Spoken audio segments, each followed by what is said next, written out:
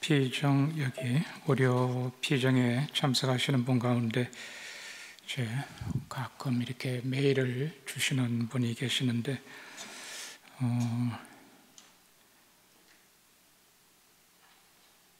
우리가 이제 죄를 다루고 있지만 죄가 이렇게 알아듣는 것이 좀 복잡하고 내 죄가 어디까지인지 좀 불명확하고 이런 말씀을 주신 분이 계십니다.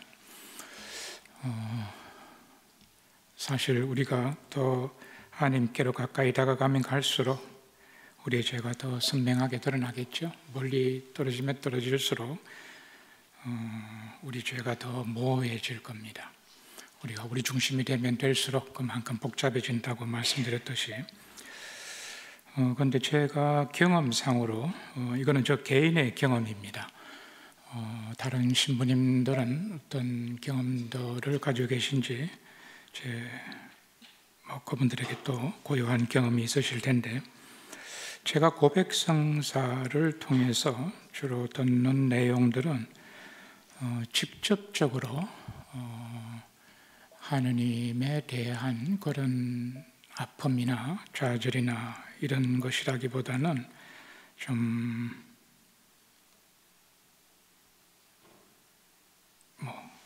이웃 관계라든지 가족 관계나 이웃들과의 관계나 공동체에서나 혹은 개인사에 있어서나 약함이나 아픔이나 불확실함이나 이런 것들이 주로 이렇게 고백서에서 나누어지는 내용들입니다. 그래서 하나님 우리가 10계명에 보면은 1계명에서 3계명까지는 하나님과 관련되는 것이죠. 그리고 4계명은 이제 부모님에 대한 것이고 5계명에서 10계명까지 주로 우리의 삶의 안에서 이웃들과의 관계 안에서 일어나는 그런 상황들입니다.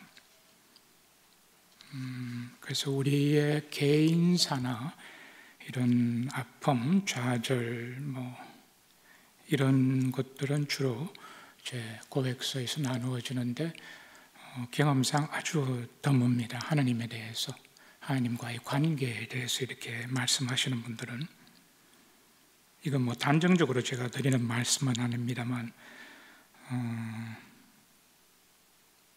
그러니까 주로 우리가 관계하면서 우리에게 중요하게 대두되는 이슈들이 주로 우리 개인의 인간사 나 개인의 어떤 부분들 약함이나 아픔이나 좌절이나 실수나 아니면 이웃들과의 관계나 등등 이런 것들은 우리의 관심사에 이렇게 떠오르지만 하나님과의 관계는 이렇게 관심사로 이렇게 떠오르지 않는 그런 상황이 아닐까. 이게 제가 제대로 추측하는 겁니까?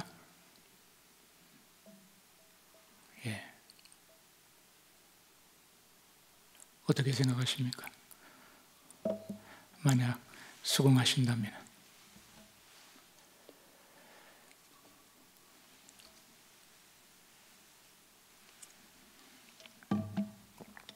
이게 나쁘다는 이야기는 아닙니다. 중요하니까 중요한 것이 관심으로 이렇게 올라오는 거죠. 제가 외국에 신학 공부를 하러 갔을 때 먼저 와 계시던 선배 신부님께서 그렇게 저에게 말씀을 하셨습니다. 수사님, 외국어 공부는 제가 외국어를 하나도 모르고 그 나라에 갔습니다. 외국어 공부는 연애하듯이 하셔야 합니다.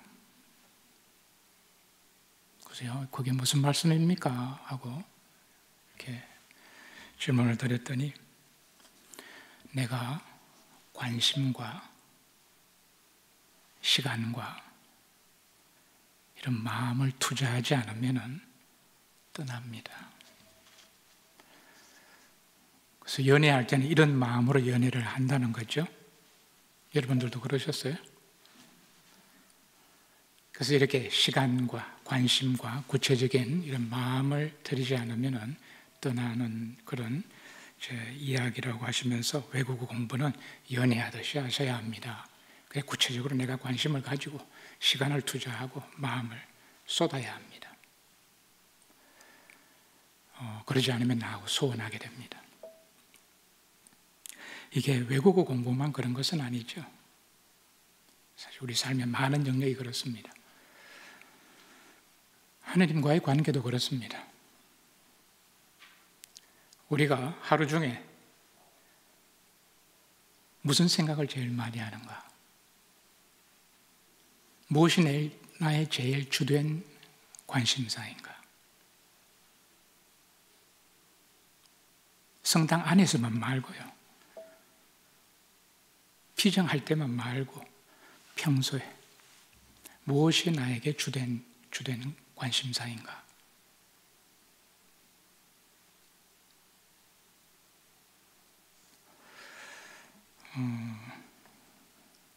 만약 나의 가정 생활이나 또 직장 생활이나 일반 사회 생활을 이렇게 도외시하라는 말씀은 아닙니다. 직장이나 사회나 가정 생활에 있어서나 관심과 시간과 에너지가 투자가 되어야죠. 그런데 마치 바오로 사도께서 말씀하시듯 무엇을 하든 간에 모든 것을 하느님의 영광을 위하여 하십시오. 기도할 때만 하시는 게 아니라 성당에서만 그러시는 것이 아니라 내가 무엇을 하건 청소를 하건 일을 하건 무엇을 하건 부엌에서 가족들 위한 음식을 준비하실 때건 무엇을 하시건 간에 바오로 사도는 우리에게 무엇을 하든지 하나님의 영광을 위하여 하십시오. 먹는 것도 먹든지 마시든지 하나님의 영광을 위하여 하십시오.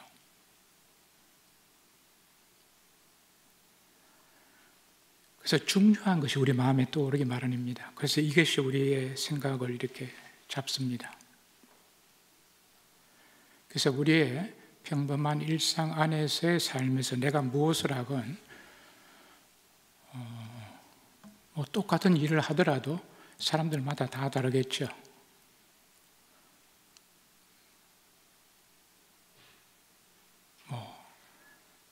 그야말로 마지못해서 할 수 없이 일을 해야만 하기 때문에 먹고 살기 위해서 일을 할 수도 있고 가족들에게 또 생활을 걱정 없이 살아갈 수 있도록 그렇게 도와줄 수 있기 때문에 더 기쁘게 일할 수도 있고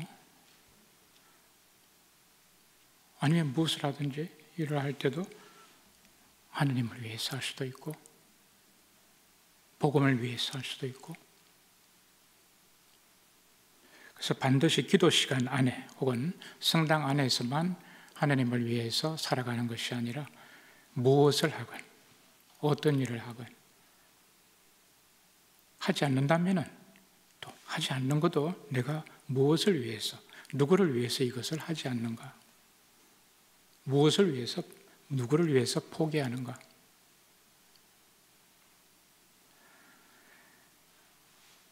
그래서 죄라는 주제는 만약 우리가 하나님을 생각할 수만 있다면 자주 평소에도 무엇을 하건 성당 안에서나 기도할 때만 피정 때만이 아니라 자주 하나님을 생각할 수 있다면 내가 바오로 사도 그렇게 말씀하시죠. 결혼한 사람들은 어떻게 하면 배우자를 더 기쁘게 해줄 수 있을까 하고 생각하지만 이게 나쁜 게 아니지 않습니까? 오히려 배우자 생각 안 할 수도 있지 않습니까? 나쁜 게 아닙니다. 그런데 결혼하지 않는 사람들은 어떻게 하면 하나님을 더 기쁘게 해드릴 수 있을까? 그런데 사실 결혼 안 한 사람도 어떻게 하나님을 더 기쁘게 해드릴 수 있을까? 이렇게 생각하면서 살아가면 참 좋죠. 그런데 이런 삶은 사실 우리 모두에게 결혼한 사람이건 결혼하지 않은 사람이건 무엇을 하건 혹은 무엇을 내가 하지 않는다고 하건 이것을 한다면 누구를 위해서 무엇을 위해서 하고 만약 내가 이것을 하지 않는다면 누구를 위해서 무엇을 위해서 하지 않는가? 이것이 하느님인가? 하나님 때문에 무언가를 하고 하지 않고가 하나님 때문인가? 아니면은 내 인간사 세상적인 것 때문인가? 그래서 만약 내 중심으로 세상적인 것 때문에 그렇게 우리가 살아가게 된다면 아마 복잡해질 겁니다. 점점 더 복잡해질 겁니다. 내가 내 중심이 되면 될수록.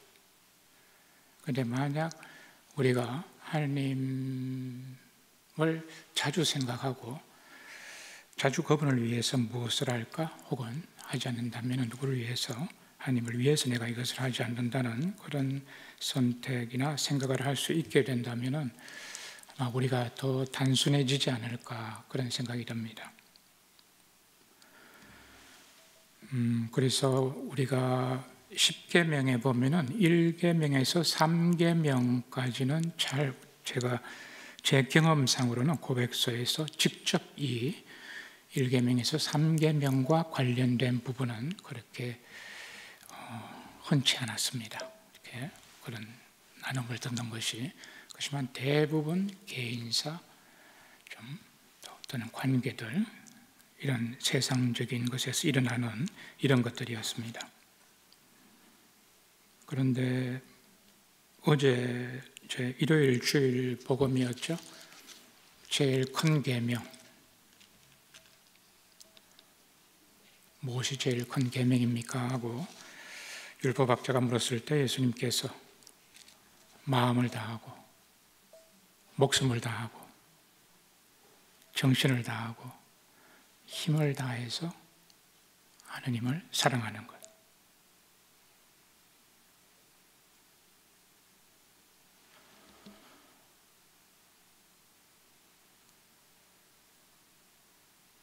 이것은 모두가 이렇게 성직자, 수도자가 되어야 한다는 그런 말씀은 아닙니다. 성직자, 수도자가 된다고 이렇게 다 살아갑니까?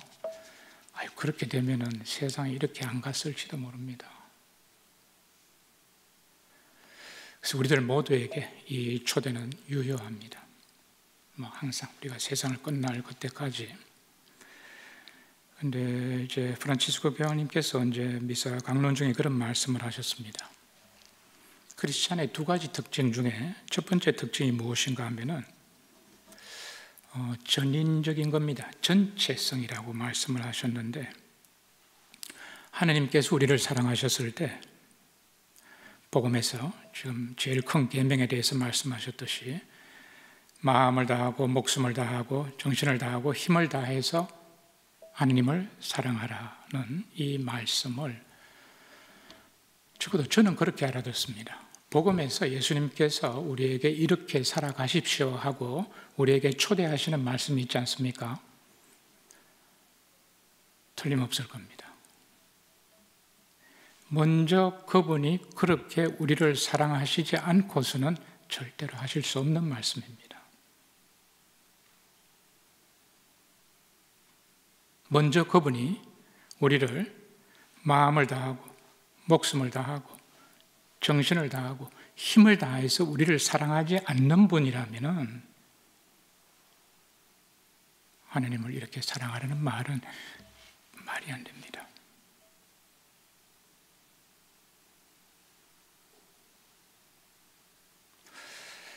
그래서 교황님께서 그렇게 말씀하셨습니다. 미사에서 하나님께서는 우리를 당신 모든 것을 다해서 우리를 사랑하십니다.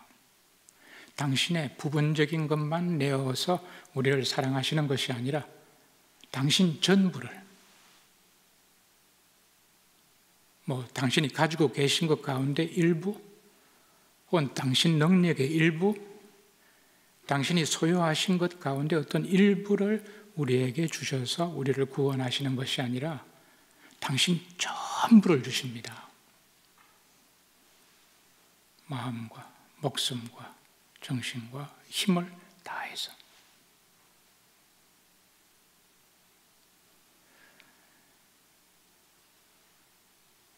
그래서 그야말로 그분은 평소에 그렇게 생각하시는 거죠. 우리는 성당 안에서만 혹은 기도할 때만, 피정 때만 그렇게 생각할 수 있겠지만 그분은 우리를 한 사람 한 사람을 한순간도 빠짐없이 당신 마음과 목숨과 정신과 힘을 다해서 우리를 사랑하십니다. 당신 전부로 뭐 하나 남겨두시지 않고. 그래서 교황님 하시는 말씀은 만약 하느님이 이렇게 우리를 보고 우리를 받아들이고 우리를 사랑하시는데 하나님께서는 성경에도 그렇고 이런 비유들이 있죠. 혼인관계로서의 우리를 받아들이십니다. 그런데 만약 배우자가 나를 이렇게 사랑함에도 불구하고 내가 함께 살고 있긴 하지만 내 마음에는 다른 것이 들어와 있다면, 난 다른 것을 찾고 있다면,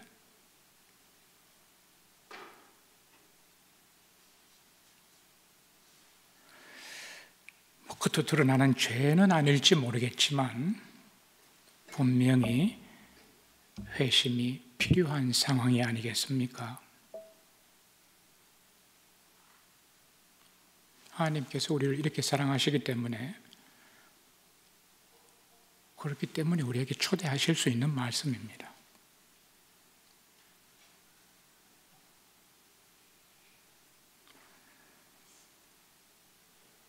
가장 자유로운 사랑으로서 우리를 그렇게 사랑하셨고, 그래서 우리도 예수님의 그 복음에서의 말씀처럼 모든 것을 다해서 하나님을 사랑하는 것, 그리고 이웃을 우리 자신처럼 사랑하는 것, 이것보다 더 큰 계명은 없습니다 하셨습니다.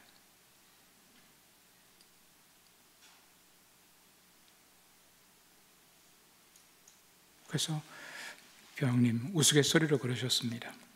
크리스찬의 두 번째 특징은 기쁨입니다. 왜? 하나님께서 우리를 이렇게 사랑하시니까.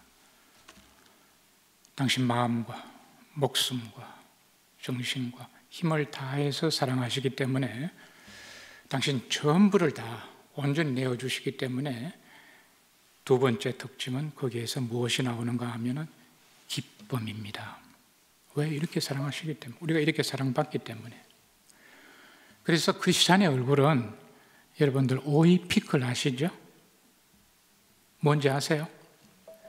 크리스찬의 얼굴은 오이 피클 같아서는 안 됩니다. 왜 이렇게 사랑받는데?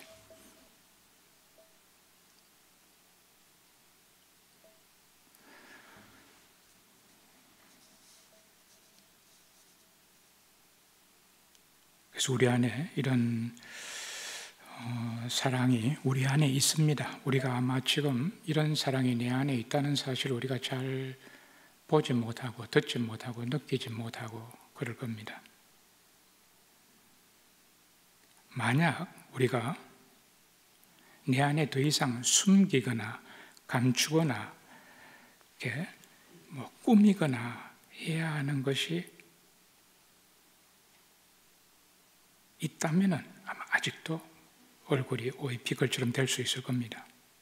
그런데 만약 우리가 하나하나 그분께 맡겨드릴 수 있다면 우리 얼굴이 마치 예수님께서 그렇게 거룩한 변모 장면에서 아주 환하게 밝게 그렇게 빛나듯이, 혹은 렘브란트의 그 가늠한 여인의 그림처럼 그렇게 우리도 환하게 빛나지 않을까 생각합니다. 그래서 우리들 삶에 지금 우리가 비록 죄라는 것을 보고 있지만, 죄를 왜 보고자 하는가 하면은 이런 이유 때문이기도 하고, 또 다른 이유 하나는 배워야 하기 때문에 그렇습니다. 우리가 우리 자신의 실수나 잘못이나 또 나아가서 이런 죄를 통해서 배우지 못하면 이게 더 아픕니다.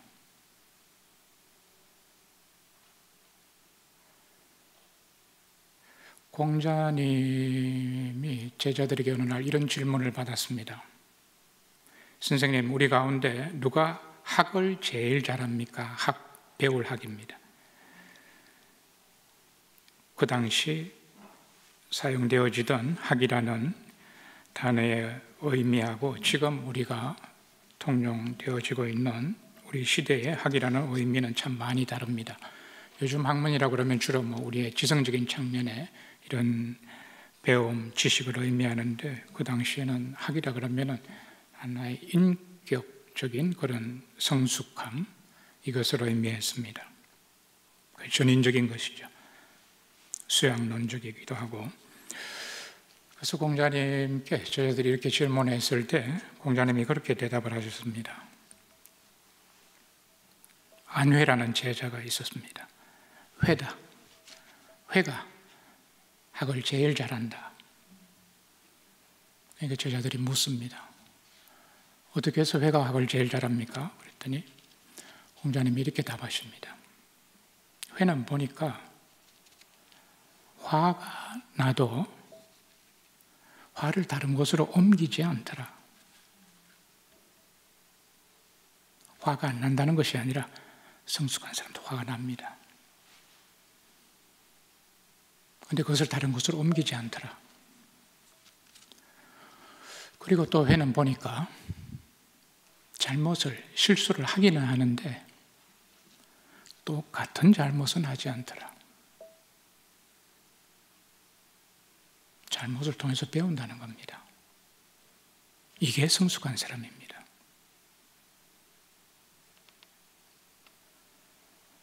감정에 휘말려서 감정에 그렇게 흘러가는 감정이 우리를 밀어내는 대로 그렇게 흘러가는 것이 아니라 감정을 받아들이는 것이죠. 안 받아들이면 충돌이 일어나죠.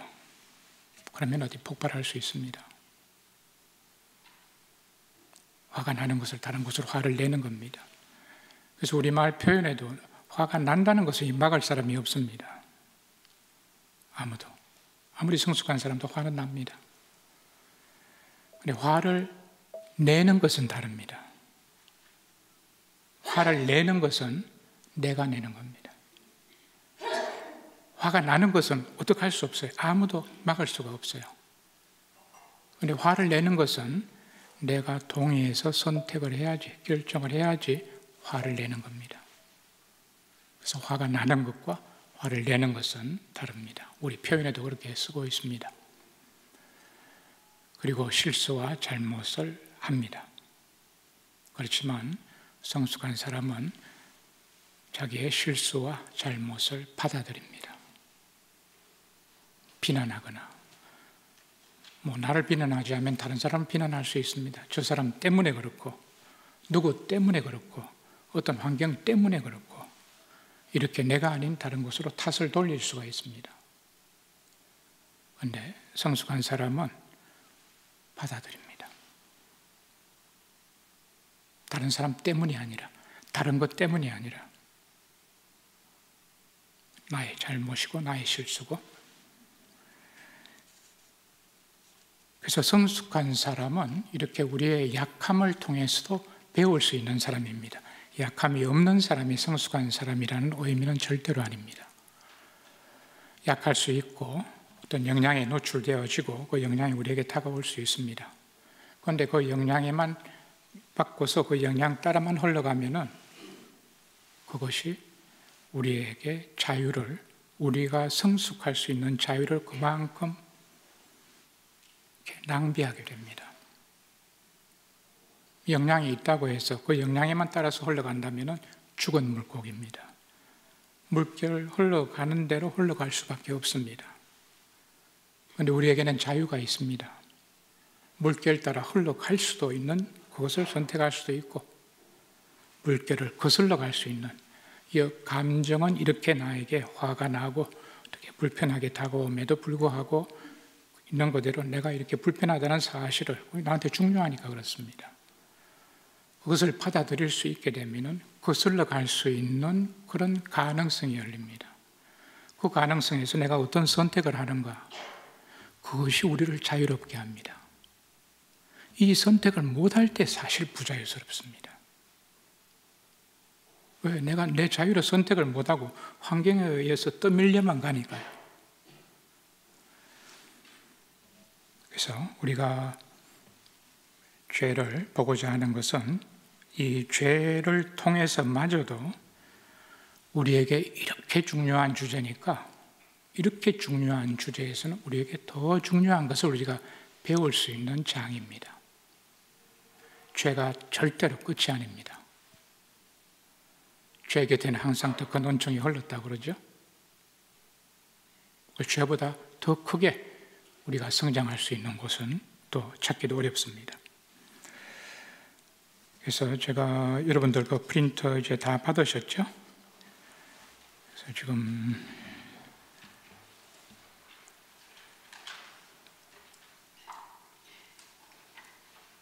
요점들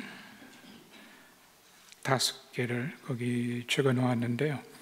첫 번째 요점은 지지난주에 이미 제가 초대해 드렸던 내용입니다. 우리의 삶을 되돌아보면서 우리의 죄를 기억해내는 것, 시기별, 장소별, 직업별로, 그래서 세세히 고백성사 준비하듯이 살피는 것이 아니라 얼마나 크고 많은 죄들이 우리에게 있는지, 이런 우리에 대한 죄에 대한 일반적인 검토를 하는 것이라고 정한재 신부님 번역하신 영신수련회 그렇게 각 주에서 초대하십니다.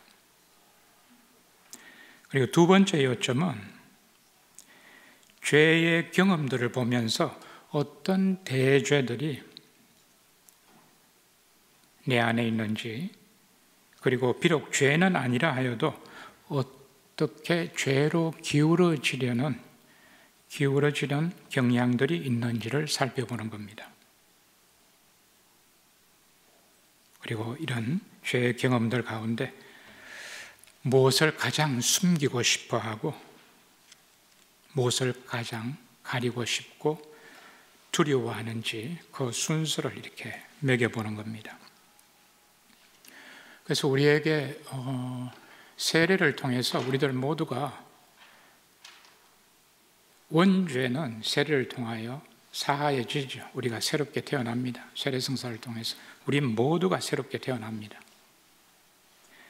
그런데 원죄는 사하여지지만 죄로 기울어지려는 경향은 아직 남아 있습니다.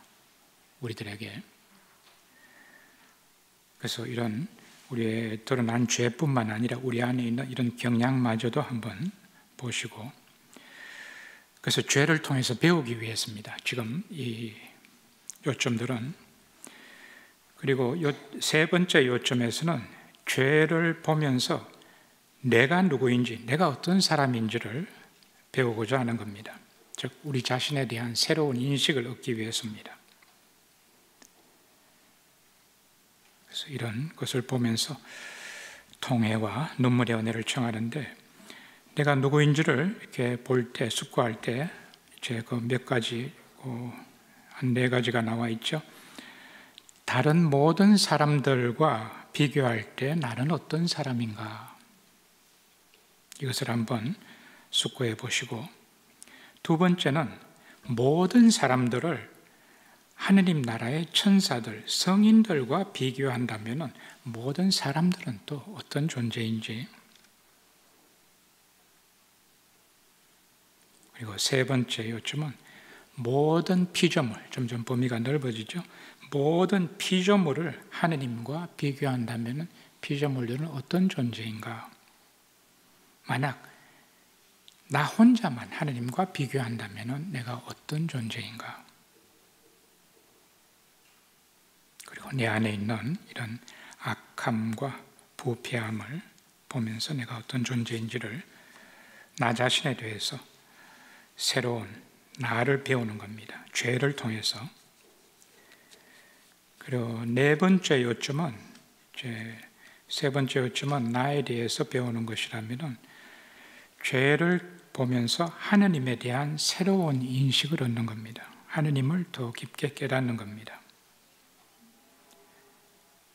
내가 죄를 지어 거역한 하나님께서 어떤 분이신지, 즉 하느님의 속성과 이와 반대되는 나의 속성을 비교하면서 숙고한다.